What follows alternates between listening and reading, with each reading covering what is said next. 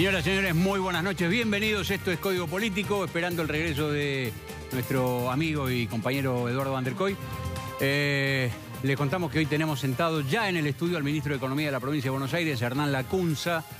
Los datos que se conocen de la economía parecen raros, ¿no? Porque uno dice, che, la economía está mal. Y sin embargo, los números que dan las estadísticas oficiales dicen que crece la inversión, crece el consumo, crece la economía, baja la pobreza, aunque todavía tenemos más de 11 millones de compatriotas en situación de pobreza. Una pregunta para el ministro de Economía, nada menos que la provincia de Buenos Aires. ¿Ya está? ¿Se acomodó la economía y esto es un tren que arrancó o no hay que creérsela? En un ratito vamos a estar conversando también con Andrés Malamud, que nos hace el honor de visitarnos apenas llegado de Lisboa, politólogo, doctor en Ciencias Sociales, si no me equivoco, investigador principal de la Universidad de Lisboa. Una mirada distinta sobre la realidad argentina. Ahora, ¿podrá explicarnos Malamud cómo está hecho y cómo funciona este país contradictorio que tenemos y cada vez con más o menos exasperación la contradicción se mantiene? Vamos a charlar con Malamud y a pedirle ayuda. En un ratito nada más, y está Gustavo Pose, el intendente de San Isidro. En Las Pasos, San Isidro fue el municipio de la provincia de Buenos Aires donde Cambiemos hizo el porcentaje más alto de votos. Pasó el 54%. Después le voy a pedir a Pose que me cuente bien cómo es. ¿54% no le suena? ¿Ahora irá por todo Pose o irá por todo Cambiemos una vez que sacaron el 54%? Vamos a estar charlando de estos temas esta noche. Vamos a hablar también de Julio De Vido. Si nos da el tiempo, un poquito del Pata Medina, que mañana tendría que ser indagado. Hoy la familia de él, los detenidos, no quisieron declarar, se negaron a declarar, pero bueno, este jefe de patota sindical o este sindicalista violento, póngale el nombre que quiera, que está detenido desde ayer, también fue un tema de esta semana. Vamos a hablar ya con el ministro de Economía bonaerense, Lacunza. Ministro, gracias por venir. No, gracias Julio por la invitación. ¿Todo bien? Todo bien, sí. ¿Es verdad que se acomodó esto? Porque, a ver, uno mira los números y dice, lo que decía recién, baja la pobreza, aunque todavía es muy alta,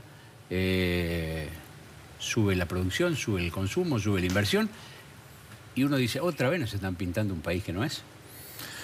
Yo creo, Julio, que en nuestro caso la historia corta de este gobierno despierta credibilidad en el sentido de que cuando las cosas no iban tan bien, dijimos toda la verdad. Entonces ahora que las cosas han mejorado, también estamos diciendo la verdad. Por citar nada más que los datos que vos mencionaste, pero destacar los que hacen al bienestar de la mayor parte de la población, que son el empleo, el salario real, o sea, el poder adquisitivo del salario, la inflación a la que más le pegas a los más pobres.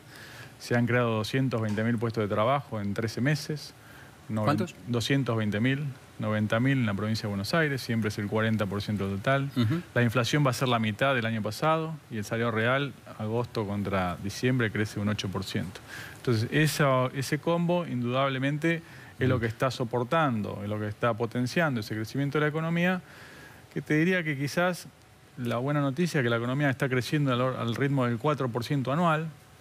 Si podemos sostener el ritmo del 4% anual, recordemos, Julio, que las tasas chinas no existen ni en China, ¿sí? Entonces, si podemos crecer al 4% anual, como destaca el presidente Macri, durante 20 años, en 20 años vamos a ser el doble de ricos de lo que somos hoy. Hay que pensar que ustedes quieren quedarse a 20 años, ¿eso tiene que ver una cosa con otra? No, hay que hacer un sistema económico con reglas del juego claras que atraigan la inversión y que después cualquier gobierno las pueda seguir, porque es lo que da resultados, es lo que han hecho otros países que se han desarrollado en la última mitad de siglo, que son reglas de juego estables, que atraigan la inversión, que promuevan el consumo sin anabólicos, sin fuegos artificiales, sin ficción, que es lo que permite realmente salir de la pobreza, que bajó 3 puntos, es todavía altísima, ¿sí? Decimos la verdad, lo primero que dijimos, correr el velo, decían, mira, somos más pobres de lo que nos decían, ahora bajó 3 puntos, este camino de persistencia, de perseverancia, parsimoniosamente va a hacer bajar la pobreza, ya está 3 puntos abajo y eso es lo que puede consolidar una pobreza del primer mundo en algunos años, ¿no? Pregunto, usted dice, bueno, que venga después otro gobierno y pueda seguir estos lineamientos. Ahora, cuando uno escucha a los que no son gobierno, los que hoy son oposición, prácticamente a todos, nadie quiere estos lineamientos económicos del gobierno. el punto central de la crítica al gobierno en estos 20 meses, y particularmente en lo que fue la campaña electoral de las PASO, fue la economía, justamente, diciendo que el rumbo es desacertado, que así vamos mal. Sí. ¿Cómo se hace para armar una especie de política de consenso sobre qué hacer con la economía? El rumbo no lo marcan tanto los políticos como los votantes. Entonces, cuando los votantes, los ciudadanos, vean que este programa económico da resultado a la construcción de instituciones, bueno, entonces la grieta que hay también en materia de políticas económicas se va a empezar a estrechar y vamos a tener un consenso sobre una matriz básica de algunos principios, que es economía abierta, inflación baja, Banco Central independiente, no mentir con las estadísticas, cosas que son de sentido común, que hacen todos los países en el mundo y que nosotros tuvimos un periodo de oscuridad institucional, económica en la década pasada.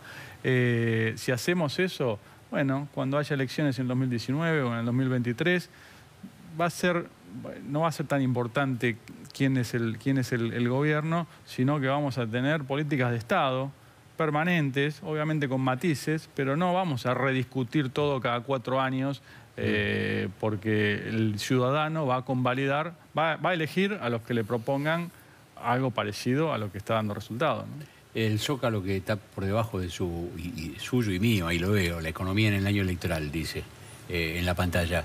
¿Cuánto pesa la economía en la elección? Porque siempre se dice, con el gobierno tiene que hablar de política y hablar de Cristina y que yo, porque con la economía mejor que ni abran la boca. La economía pesa mucho, no es un factor... Pero iba a pesar en contra. No, hoy la economía está creciendo, se está creando empleo, se está bajando la inflación, sube el salario real. Le diría que esa combinación de factores son todas buenas noticias, construidas pacientemente. A ver, si hay que hacer una autocrítica, Julio, nosotros sobreestimamos nuestra capacidad de recuperar rápido el crecimiento económico. El famoso segundo semestre del 16. Porque también subestimamos la destrucción institucional que había dejado el gobierno anterior, con un INDEC que mentía, con un Banco Central sin reservas, con una justicia que no era independiente, con un Congreso que era una escribanía. Reconstruir esa institucionalidad llevó 1 año y medio, pero era imprescindible para poder construir un programa económico que hoy da estos resultados y que fue secuencial. Primero hubo que arreglar... Hace 20 meses teníamos cepo y estábamos en default, Julio. No olvidemos de dónde venimos. Primero hubo que salir del cepo, salir del default, toda esa secuencia, bajar la inflación, toda esa secuencia que al principio era tan... era tan difícil de llevar adelante porque no se veían los resultados inmediatos. Bueno, la foto de hoy, siempre la foto es la última diapositiva de una película construida en 20 meses, ¿no? Pregunto, ¿usted sale a hacer timbreos? Porque los funcionarios de Cambiemos tienen que salir estos funcionarios, legisladores. ¿Sale a hacer timbreos? Sí. ¿En la provincia de Buenos Aires? Sí, todos los sábados. ¿Todos los sábados? Sí, ahora en este periodo. En esta época hay que... Sí. ¿Y dónde le tocó la última vez? En San Fernando. Dígame, y cuando la gente se entera o lo reconoce, dice, este es el ministro de Economía, ¿qué le dice? Porque es fácil, uno lo tiene ahí a mano, ¿no?, al ministro de Economía. Mire, hay obviamente de todo, y lo más importante es escuchar las voces amables con nosotros, pero también las voces disonantes para saber qué falta, qué no estamos evaluando bien, cuál es el pulso de la calle. Eso es lo más valioso para nosotros del timbreo. Por supuesto que hay voces plurales. En general, sí, le puedo decir objetivamente que el ambiente que encontré en San Fernando en el último timbreo era mucho más amable, saludable, o no euforia, sin euforia, porque la economía no da para la euforia, pero sí mucho más paciente y mucho más esperanzado que el que había hace 6 meses, por ejemplo. ¿La pasó mal en algún timbreo alguna vez? No. La gente educa a los políticos, digamos. ¿Cómo es eso? Y la grieta está más, o la agresividad está más en algunos dirigentes políticos que en la calle, me parece. Todas las encuestas conocidas están pronosticando, hasta ahora, la coincidencia es que Cambiemos con Bullrich le ganaría la elección a Cristina, con Unidad Ciudadana. A usted que le gusta el fútbol, digo, ¿el clima en el gobierno es del equipo que está por salir campeón? Falta el último partido y ya estamos. El clima del gobierno es prudencia. Pero venden para afuera. Yo le pregunto cómo es en serio. No, en serio. Sí, es tranquilidad, es prudencia, es no bajar los brazos, no relajarse, es trabajar pacientemente, profesionalmente. Yo veo al equipo político que lidera la campaña trabajar, digamos, con insumos científicos, de encuestas, de la opinión de la calle, de tomar el pulso, y la verdad que veo trabajar con el mismo esfuerzo y dedicación ahora que tenemos mejor expectativa que en un momento que no la teníamos tanto. Fondo del conurbano es un tema que a la provincia, a la gobernadora le preocupó desde antes de llegar a la gobernación. Son 53.000 millones de pesos serían el año que viene. Serían este año, en 2017, año. Sí. Porque esto es el 10% de lo que se recauda por impuesto a la ganancia en todo el país, va para el fondo del conurbano, que no queda para el conurbano. Esto originalmente... ¿A ustedes cuánto les queda? 650 millones. De 53.000. Sí, o sea, el 1,3%.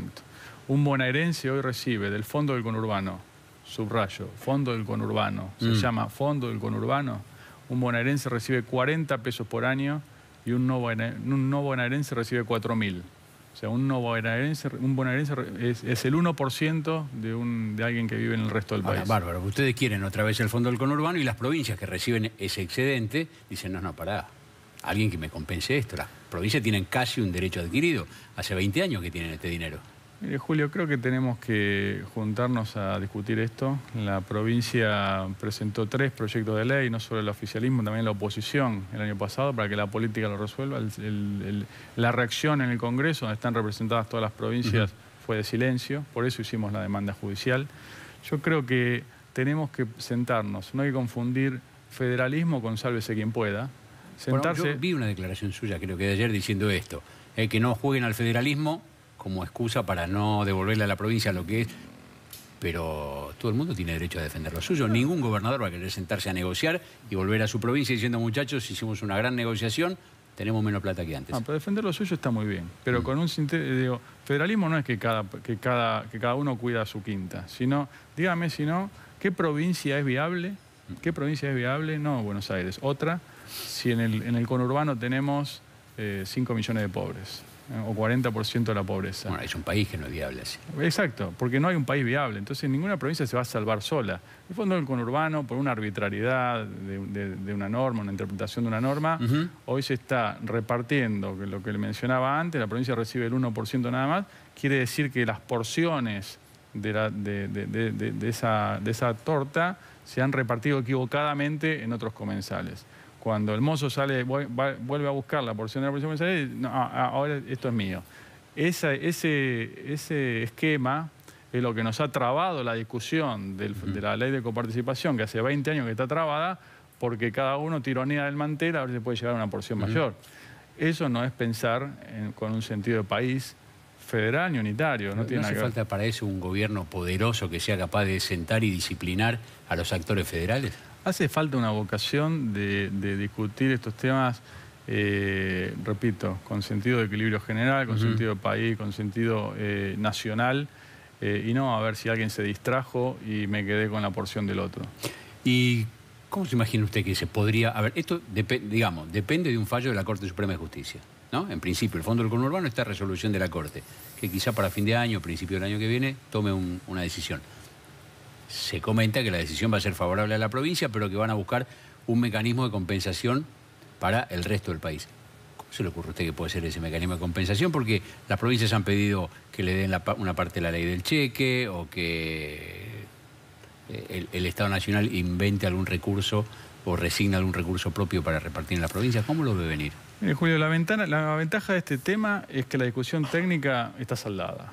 ¿Entre quiénes? Entre las provincias. Yo cuando me siento con mis pares de otras provincias, o María Eugenia con los gobernadores de la provincia, los números son tan categóricas, la inequidad, la asimetría que hay, que no hay discusión técnica, ¿sí? Entonces ahora la técnica, solucionado lo técnico, no resuelve lo político. Respecto al cuál va a ser el fallo judicial, ya entra en el terreno conjetural. Yo no lo sé, no lo conozco, ni el contenido, ni los tiempos. Manejémoslo como hipótesis, sí. Lo que yo cuento, pero es probable que termine así, pero hoy es una hipótesis. Ahora probablemente hay demandas de otro tipo, hay una discusión pendiente también de la coparticipación primaria entre nación y provincias. Entonces, bueno, puesto en la mesa, pero puesto en la mesa con un sentido altruista, no egoísta, todas las demandas cruzadas que puede haber, naciones, provincias, bueno, tenemos que encontrar un equilibrio, pero repito, un equilibrio donde ninguna provincia se va a salvar sola. No hay Argentina posible con el conurbano que tenemos. Y todo el mundo, hoy la provincia de Buenos Aires recibe un peso por cada 2 que aporta. Por más esfuerzo que se haga, por más ahorro, por más eficiencia, no hay forma, ningún negocio de la esquina puede vivir si solo se queda con un peso cada dos que produce. De modo que tenemos que, si la política lo va a resolver, que no sea un eufemismo para no discutir nada, como ha sido un eufemismo en los últimos 20 años, donde la Constitución dice que en el 96 teníamos que tener una ley de coparticipación, pasaron 21 años y ahí estamos, ¿no? Ojalá esto se arregle, porque esto es bastante más estructural que una elección o que una discusión puntual, ¿no? El tema de cómo se reparten los recursos en un país que pretende estar integrado.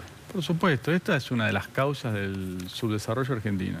Si no tenemos incentivos adecuados de eficiencia y de equidad, de cómo distribuimos los recursos, nosotros, Julio, somos federales para gastar, pero unitarios para recaudar. Porque recaudar es antipático y gastar es simpático. Entonces, este esquema no hay correspondencia fiscal, entonces no, el que gasta no tiene incentivos a ahorrar porque el dinero se lo consigue otro, ¿no? Gracias, ministro. No, mucha suerte. Nosotros venimos enseguida, seguimos en Código, vamos a estar hablando con Andrés Malamud.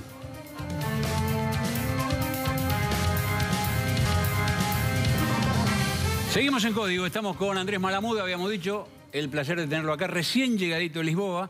Andrés es, decíamos, doctor en Ciencias Políticas y Ciencias Sociales de la Universidad de Buenos Aires, investigador de la Universidad de Lisboa, y cada tanto viene a ver si lo que Argentina parece de lejos es igual de cerca. Gracias por estar acá. Un placer.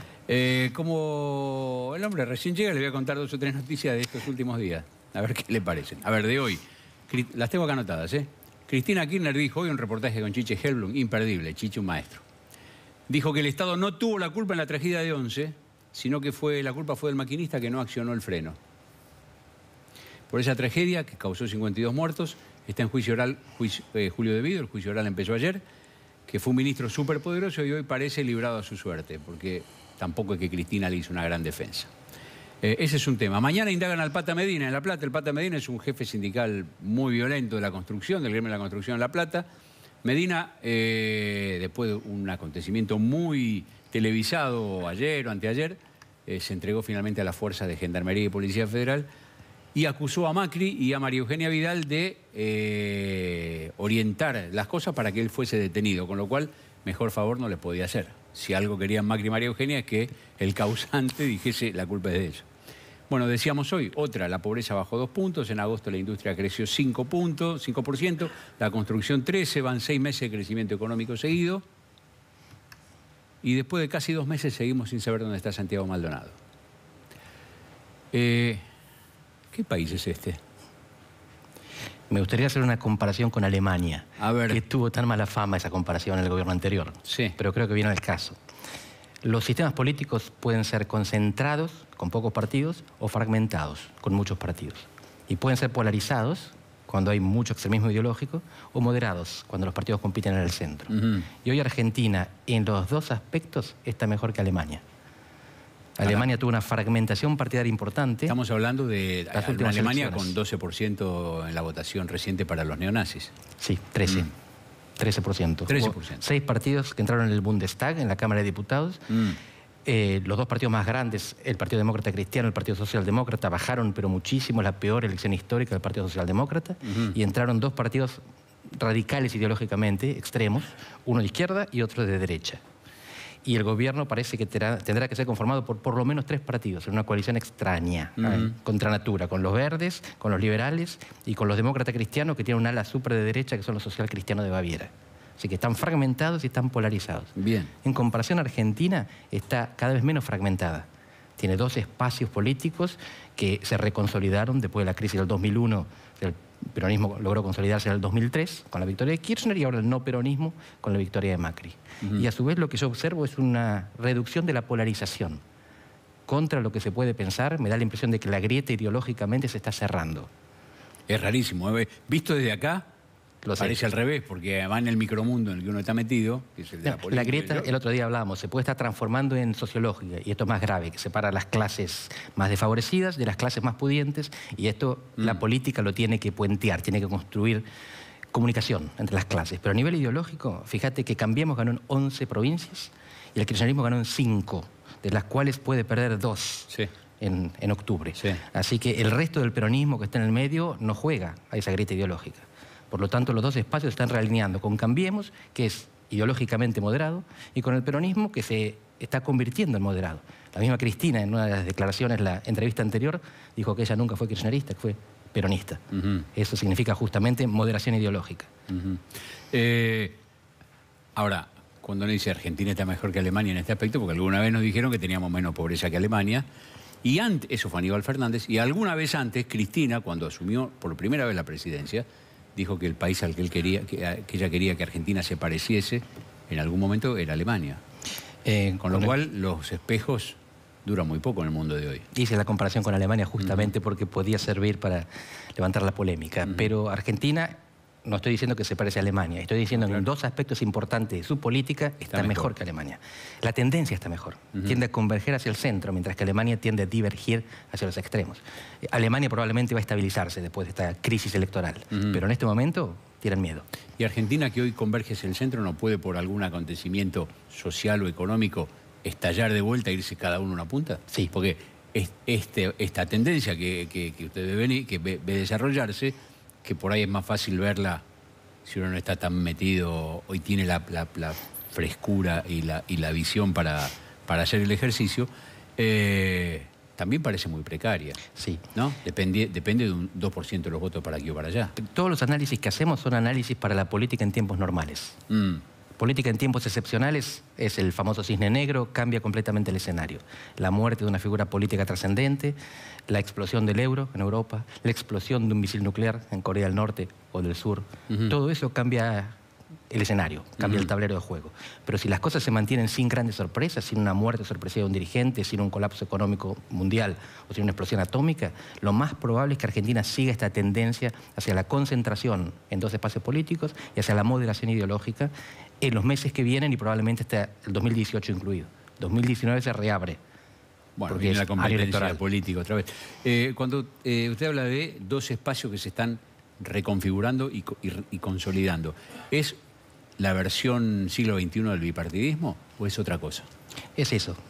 Es eso. Es un poco extremo llamarlo bipartidismo. Algunos tecnicistas de la ciencia política no lo aceptarían. Pero en la práctica... ¿Por qué no lo aceptarían? Porque consideran que Cambiemos no es un partido y todavía no lo es, técnicamente. Es una alianza electoral entre, bueno, dependiendo de la provincia, 2, 3 o más partidos. Pero en la práctica funciona como un partido político, porque no hay elecciones internas en general entre ellos, sino que es la conducción centralizada la que define las listas en cada provincia o en cada distrito. Sí. En los 4 principales distritos del país, capital, provincia, Córdoba y Santa Fe, los candidatos radicales los eligió el radicalismo si Macri lo permitía. Y cuando el radicalismo no aceptaba, los elegía Macri. Hubo en general como un acuerdo, salvo en la capital federal. Y esto al final les terminó conviniendo a todos, porque el radicalismo no se benefició, no se perjudicó con el resultado. Pero es la conducción centralizada de Cambiemos la que define las listas en la mayoría de las provincias argentinas.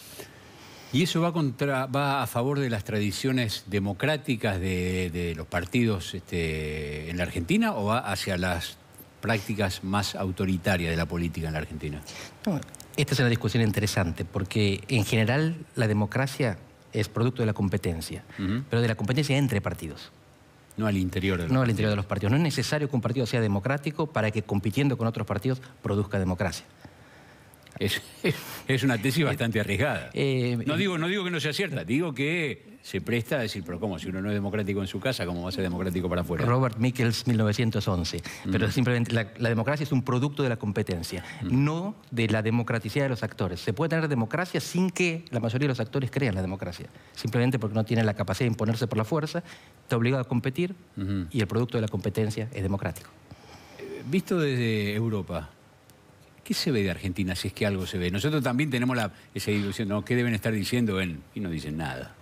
¿O sí? Los que tienen conciencia de que Argentina existe son más de los que pensamos, solo que a nivel popular la conciencia es el tango, la Patagonia, la carne y las cosas lindas. Y a nivel de los empresarios y de los políticos es la política. Nos ven bien. Nos ven bien porque ven renovación, porque ven que Cambiemos se parece a lo que en el mundo gusta de Macron y de Trudeau en Canadá, y porque leen las encuestas y ven que Macri es el presidente con la imagen más positiva de América Latina, en parte mérito del gobierno y en parte porque el resto de América Latina está muy mal. Está un poquito de capa caída. Pero acá nosotros tuvimos el efecto Macron. Macron ganó siendo una gran sorpresa en Francia y 6 meses después tenía una imagen por el piso. Sí. Trudeau no, Trudeau es un ejemplo que pone Cristina Kirchner de un gobernante moderno y progresista al estilo progresista que puede tener Canadá. ¿Se puede asimilar a Macri alguna de esas dos figuras? Sí, yo creo que las dos, en el sentido de que son emergentes renovadores de la política que no quieren salir del sistema. Son figuras que se basan en partidos, algunos de ellos tradicionales como Trudeau, otros creados como Macron, pero que lo que quieren hacer es relegitimar el sistema, no romperlo. No son Podemos, no son la Alianza por Alemania, ni la izquierda, que en Alemania es también bastante antisistema, no es ninguno de los movimientos como Le Pen, al contrario, son renovadores hacia adentro, renovadores pro sistema. Y Macri es eso, es la renovación pro sistema, no es la ruptura del sistema. Eso tiene, a ver, para usted las categorías izquierda-derecha en la Argentina hoy, o progresista, reaccionario, explican muy poco. Implican poco. Explican muy poco, pero en Alemania también. Explican cada vez menos en cada vez más lugares. Un ejemplo, los votos que llevaron del 4% al 13% al partido populista, de derecha radical, extremista, neonazi, como lo quieran llamar, provinieron de todos los partidos. ¿De todos? De todos. Todos los partidos perdieron votos hacia partido de la derecha. Algunos ganaron otros votos. Pero vienen de la izquierda, vienen de los liberales, vienen de los conservadores, vienen de los socialdemócratas. Mucha gente que había votado a los otros partidos, incluyendo la izquierda, votó ahora esta nueva derecha. Así que la ideología explica, pero poco. Y lo que se ve ahora, que es que una década de gobiernos, vamos a llamarlos populistas, para saber de qué hablamos, no quiere decir que el término aplique exactamente a lo que fueron, o solamente eso, cambiada por una oleada de gobernantes más al estilo Macri, más renovadores dentro de los cánones más tradicionales, dentro del sistema. ¿Se puede ver como algo permanente, como algo que va a consolidarse en América Latina, o usted ve que es una cosa que... No, depende del ciclo económico. Y el ciclo económico... propio y mundial. El ciclo económico sudamericano está completamente dependiente del ciclo económico mundial. Dos factores, el precio de los recursos naturales, que es lo que vendemos, y la tasa de interés que fija Estados Unidos, que es lo que define si hay dinero para invertir acá o se lo llevan porque la tasa es más alta allá. Pero la situación es que en este momento la tendencia no es muy negativa para América del Sur. Y sin embargo lo que vemos son trayectorias divergentes. En Chile la presidenta está haciendo una buena gestión y tiene una pésima imagen. Y posiblemente gane Piñera en las próximas elecciones. En Uruguay acaba de renunciar el vicepresidente. En Brasil se vuelve a hablar de golpe de Estado. Un militar en ejercicio salió a decir que si los jueces no ponían presos a los corruptos, las Fuerzas Armadas iban a tener que intervenir. Y no fue sancionado. En Brasil. En Brasil lo que hubo definitivamente es una reacción conservadora. En Argentina no. No hay shock y no hay este tipo de dogmatismo de derecha que en Brasil volvió como nunca hubiéramos esperado. Vuelvo a Argentina para ir cerrando. ¿Usted percibe algún cambio en la cultura política de los políticos y de... No sé si se puede ver tan fácilmente. Yo pregunto porque no sé la respuesta. Hay uno a veces pregunta sabiendo la respuesta o creyendo teniendo una respuesta. Yo no la tengo. ¿Hay un cambio en la cultura política, en la manera de relacionarnos en la Argentina después de años muy difíciles para todos, para los que les iba bien y para los que les iba mal no le cuento? En el centro sí. El centro es la capital federal y un poco los grandes sectores urbanos. En las provincias no observa una gran diferencia en la socialidad de las personas. Pero estos son cambios que Durán Barba describe como pocos. De la modernidad, del metro cuadrado, la gente se preocupa por su vida cotidiana. Esto fue siempre así, se habría acentuado. Y yo creo que es un diagnóstico correcto para describir la política en tiempos normales. Si hay una crisis, los líderes vuelven a importar. Los líderes que ofrecen alternativas de ruptura o de reforma. En este momento los líderes son menos importantes, son líderes que hacen lo que creen que la gente quiere. No son líderes que le dicen a la gente lo que creen que hay que hacer. Y eso es un formato, no es un formato tradicional del líder. Es el formato que funciona en tiempos normales, en tiempos aburridos. Y el aburrimiento es un indicador de consolidación democrática. Philip Smither, un politólogo norteamericano, siempre dijo que cuando una democracia se vuelve aburrida, es bueno para la democracia. Es malo para los políticos que quieren vivir una epopeya, que quieren una épica de la democracia. Pero la democracia consolidada es gris. Ojalá nos agrisemos un rato. Gracias, Malamud. Igual. Venimos enseguida. Nos está esperando Gustavo Pose, el intendente de San Isidro.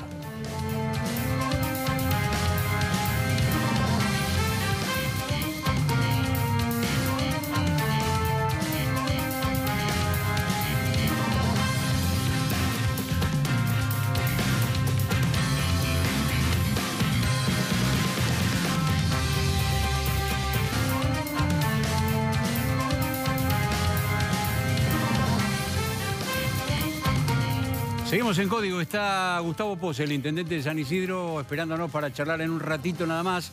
Les recuerdo, San Isidro fue el municipio bonaerense donde Cambiemos sacó su porcentaje más alto de votos, 54 y algo %. En un ratito hablamos con Gustavo Pose. Ahora presentamos esto que, sí, se llama Picado Fino, ¿por qué no? A ver.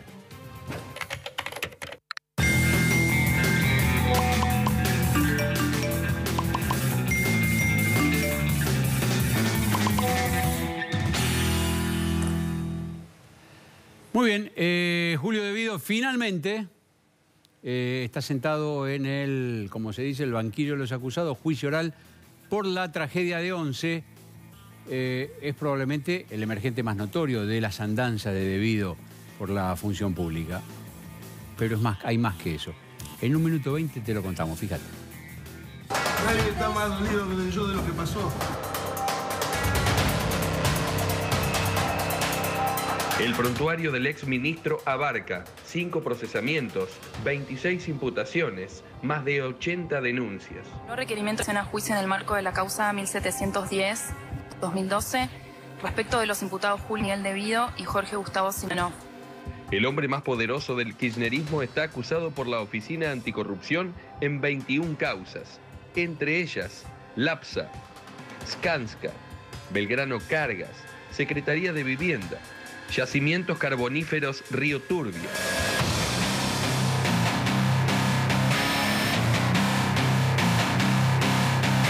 Enriquecimiento ilícito, ruta del dinero K, compra de material ferroviario chatarra a España y Portugal, buques regasificadores, Atucha 2, Gasoducto Santa Cruz, Grupo Austral, subsidios a producciones artísticas, Odebrecht, ampliación de red de gas 2, Enarsa, Camesa, Ecos. La justicia, por un lado, puede analizar nuestros actos, pero nos interesa el juicio de la historia. El juicio de la historia. El juicio de la historia. Algunos numeritos sobre Julio De Vido. Hace 30 años entraba a la política, 30, ahí tenés un número. 30 años, cuando Néstor Kirchner llegaba a la Intendencia de Río Gallegos, en su primer gabinete municipal ya estaba Julio De Vido, hace 30 años. 12 años se pasó como ministro nacional de Planificación y Obras Públicas de Néstor y de Cristina Kirchner. Como se dijo en el informe, 5 procesamientos, 28 imputaciones tiene hasta el momento. La tragedia de Once causó 52 muertos, 789 heridos. En el caso de la malversación de Río Turbio, el dinero que no se sabe bien a dónde fue, para modernizar una mina de carbón que cuando funciona a gas, hoy se perdieron 26.000 millones de pesos. La compra de trenes chatarra, otra a España y Portugal, otra de las causas que tiene por delante De Vido, que lo va a llevar a juicio oral probablemente, fue una inversión, un gasto o un saqueo de 125 millones de dólares. El juicio oral a De Vido, que empezó en el Tribunal Oral Federal 4, tiene citados más de 80 testigos. Es una causa, la de la tragedia de Once, que tiene 27 cuerpos de 4.500 fojas cada uno. Esto significa que hay más de 120.000 páginas de testimonios, de pruebas, de pericias. A esto lo llama De Vido y sus amigos y amigas, lo llaman persecución política. 120.000 páginas reconstruyendo lo que fue la tragedia de Once. Quizás en 6 u 8 meses se pueda conocer una sentencia contra De Vido. Digo, 6 y 8 meses es mucho. más o menos. La primera parte del juicio oral por la tragedia de Once, por el cual fueron condenados el empresario Cirigliano, los exsecretarios de Transporte Jaime Ieschiavi y el maquinista Marcos Córdoba, entre otros, demandó 21 meses de debates y audiencias hasta llegar a una sentencia. Quizás en 6 o 8 meses, debido escuche la sentencia, absolución o condena, por este tema de su participación, fraude y estrago culposo en la tragedia de Once. El primero que pidió la detención de debido fue el fiscal Germán Moldes. Lo hizo por el tema no de Once, sino de la malversación de 26.000 millones de pesos en las obras de la mina de Río Turbio. ¿Qué dijo Moldes? Me quedó una frase. Si no hacemos algo, dijo Moldes, textual, nos vamos a quedar con el medio mundo lleno de mojarritas y el tiburón nadando en aguas abiertas. Ayer, sentado en el banquillo, debido dejó de nadar en aguas abiertas. Venimos enseguida para encontrarnos con Gustavo Pose, el intendente de San Isidro.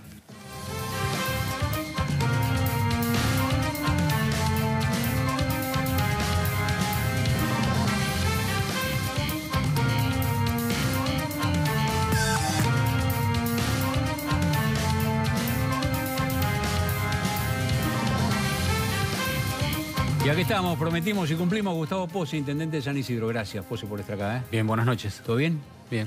¿Cuánto es que sacó? Yo no me acordaba de la cifra justa. No, en el recuento final es casi 57%. 57%.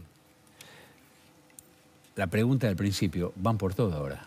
Acá el que saca 54 o más va por todo, ya lo vimos. Sí, me causó risa cuando lo vi en el primer bloque eso. Usted lo hacía en referencia cuando Cristina ganó por el 54%. Y está la tentación. No. Nosotros, en el 2011. En el 2011, claro. Que se venía el 7D, todo junto. Bueno, pero no, nosotros vamos con mucha humildad a la elección. Partamos de la base de que en la provincia de Buenos Aires perdimos por 20.000 y pico de votos en el conteo final, que no está completado, que no tuvimos 1.200 fiscales, que tenemos que ir mejorando la elección. Pero ¿cómo no tuvieron? Claro, no completamos. Bueno, es raro que somos un partido nuevo, una estructura nueva, cambiemos, bueno, en el extremo este, en el extremo sur del Gran Buenos Aires, tenemos que mejorar la elección y tenemos un rol social en Vicente López, en San Isidro, en muchos lugares donde hicimos buenas elecciones, de repetirlas, de ampliarlas, de lograr más. ¿Para qué?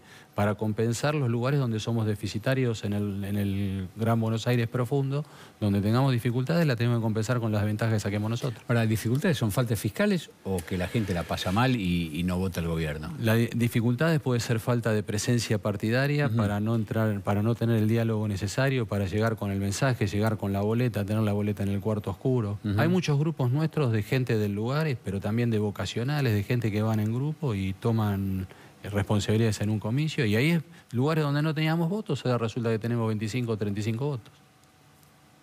¿Y le faltaron fiscales? ¿Por qué? Porque los fiscales dijeron que iban a estar y se fueron a otro lado, porque tal vez llegaron a... ¿Cuántos fiscales hacen falta en la provincia? La provincia, nosotros tendríamos que estar mejorando en este momento en lugares extremos como Moreno, en lugares extremos como partes de La Matanza. Nosotros tenemos que estar mejorando en lugares como en Berazategui. Son extremos para que todos nos entendamos. Como la periferia casi de Buenos Aires. Borde de la Ruta 6.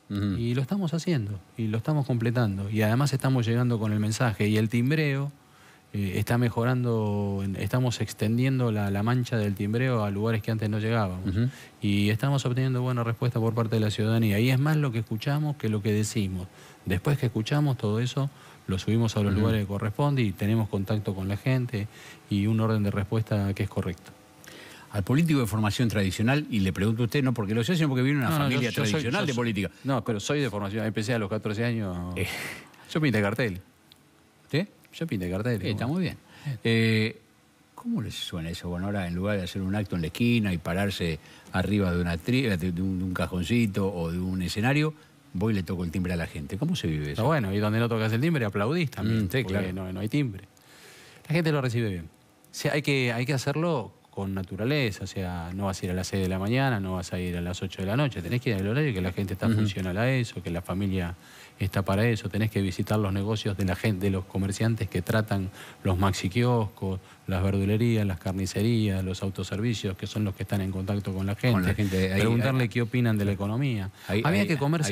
Hay Había que comerse el garrón de ir el año pasado cuando empezó la gestión, a hacer el timbreo, y lo hacíamos. Y ahí, obviamente, estaba el tema de lo de las tarifas, el sinceramiento de la economía, la parálisis laboral, que era todo, era recibir todas las enfermedades en el mismo momento, ¿no? Para hacerse cargo del gobierno.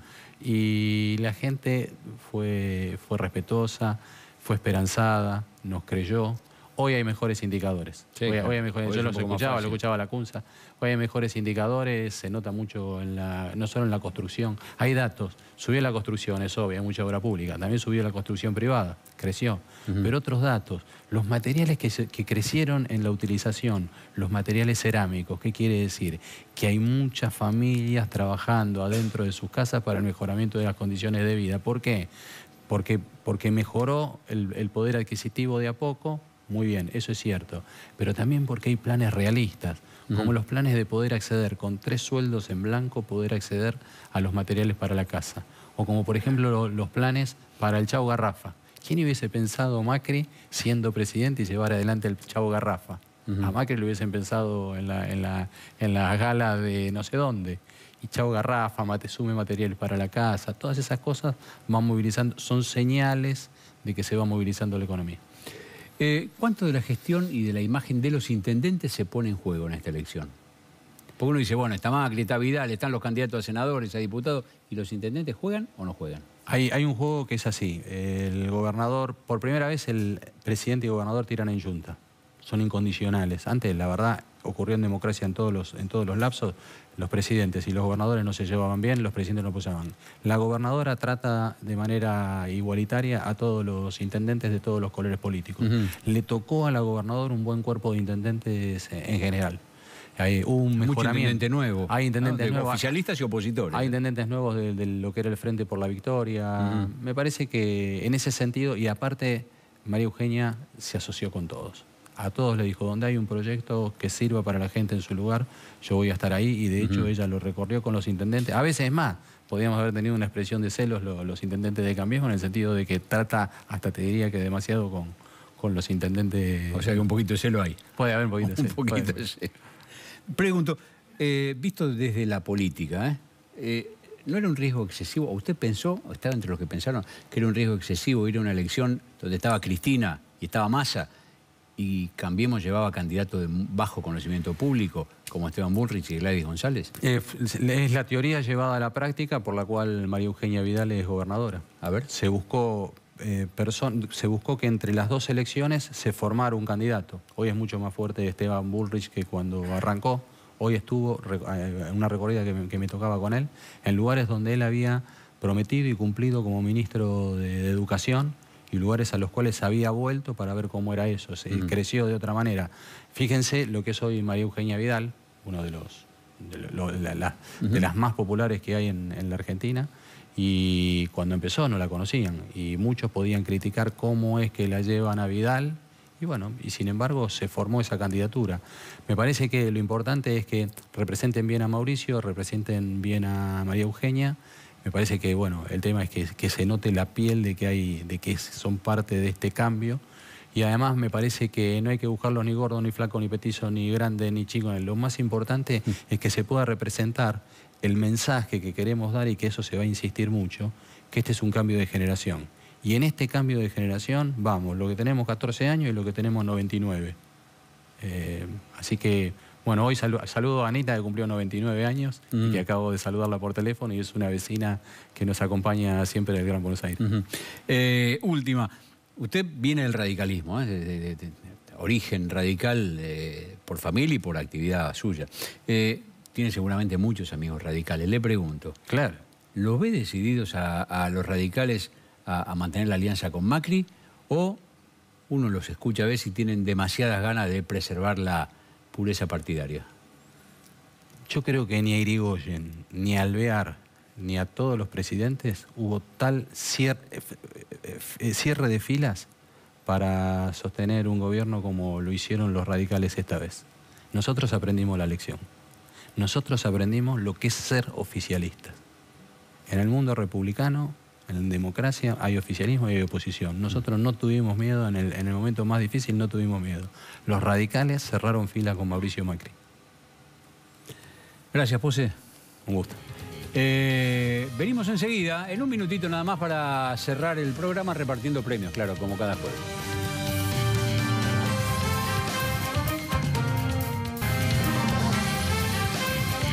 Muy bien, vamos cerrando Código de esta noche con el medallero.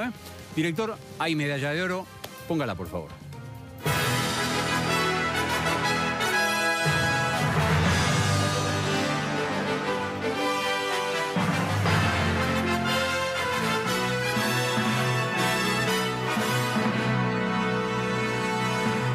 Y ahí está la medalla de oro.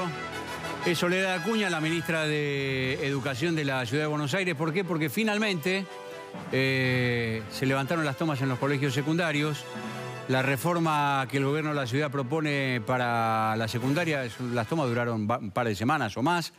Llegó a haber 30 casi colegios tomados de los 150 colegios públicos secundarios que hay en la ciudad. Las tomas finalmente se levantaron, se abrió un camino de diálogo. Se discutirá la forma de implementar esta reforma que va a ser gradual y el gobierno lo consiguió, el gobierno y la ministra lo consiguió sin ceder en su posición ni tomar medidas extremas que hubiesen empeorado la situación. La ministra salió bien parada, medalla de oro, los chicos dijeron lo que tenían que decir, los sinvergüenzas que estaban detrás de los chicos, bueno, esta vez les tocó perder, afortunadamente. Viene la medalla de plomo, a ver.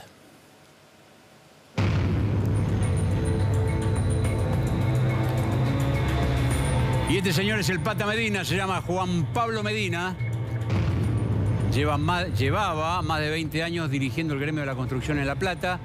Está acusado de extorsión, de asociación ilícita, de enriquecimiento ilícito, un patotero pesado, de verdad, que se bancaba, parecía que a cualquiera. Ayer se atrincheró en el gremio, anteayer, se atrincheró en el gremio, dijo que el juez de Quilmes, que lo había ordenado detener, que lo vayan a buscar. Bueno, fueron la Policía Federal y la Gendarmería. Él se fue por un costadito, se metió en su casa en Punta Lara y ahí se entregó. Va al penal de Seiza, mañana tiene que ser indagado. El gremio de la construcción nacional que dirige Gerardo Martínez, hoy mismo le intervino la seccional La Plata y puso Gerardo a un hombre de su confianza, el que venía dirigiendo la UOCRA en Rosario. Así que al señor Medina, esta medalla de plomo probablemente sea la primera de muchas, si uno le siguiese la carrera, que le van a venir de acá en adelante. Hoy dicen que la AFIP y la UIF, que es la que estudia lavado de dinero, ya le encontraron más de 10 millones de dólares en empresas fantasma y empresas pantalla. Además del auto, de los 100 autos de alta gama, además del helicóptero, el yate, el avión privado, bueno. Medalla de plomo, la primera de la serie para el Pata Medina. Viene Pinocho.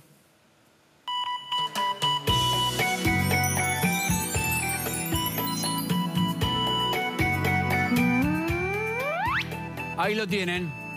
Este señor es Maximiliano Rusconi, es el abogado de Julio De Vido. Es un abogado extraordinario, ojo, de lo mejorcito. Y él se precia de ser un abogado caro y de ser cada vez más caro porque la verdad que el tipo de su trabajo lo hace bárbaro. Fue fiscal alguna vez. Defendió a Lagomarsino. ¿Se acuerdan de Lagomarsino? El más complicado por la muerte de Nisman. Bueno, defendió a Lázaro Báez, ahora defiende a De Vido. Defiende al que tiene que defender. ¿Qué dijo Rusconi? Que es, ojo, va a hacer muchas cosas para sacar a De Vido del horno, como está hoy. Vamos a ver si lo consigue.